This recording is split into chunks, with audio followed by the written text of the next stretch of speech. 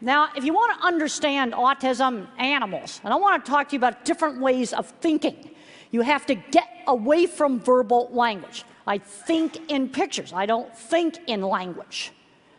Now, the thing about the autistic mind is it attends to details, okay? This is a test where you either have to pick out the big letters or pick out the little letters, and the autistic mind picks out the little letters more quickly. And the thing is, the normal brain ignores the details. Well, if you're building a bridge, details are pretty important because it'll fall down if you ignore the details. And one of my big concerns with a lot of policy things today is things are getting too abstract. People are getting away from doing hands-on stuff. I'm really concerned that a lot of the schools have taken out the hands-on classes because art and classes like that, those were the classes where I excelled. Okay, in my work with cattle, I noticed a lot of little things that most people don't notice would make the cattle balk. Like, for example, this flag waving right in front of the veterinary facility. This feed yard was going to tear down their whole veterinary facility. All they needed to do was move the flag.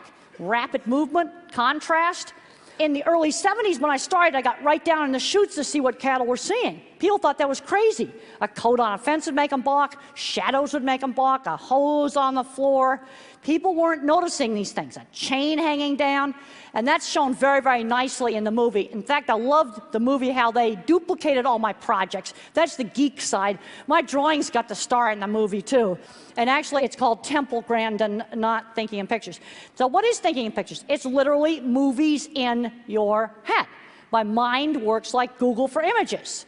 Now, when I was a young kid, I didn't know my thinking was different. I thought everybody thought in pictures. And then when I did my book, Thinking in Pictures, I started interviewing people about how they think. And I was shocked to find out that my thinking was quite different. Like if I say, think about a church steeple, most people get this sort of generalized, generic one. Now, maybe that's not true in this room, but it's going to be true in a whole lot of different places.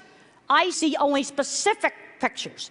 They flash up into my memory just like Google for pictures. And in the movie, they've got a great scene in there where the word shoe is said and a whole bunch of 50s and 60s shoes pop into my imagination. Okay, there's my childhood church, that's specific. There's some more, Fort Collins. Okay, how about famous ones?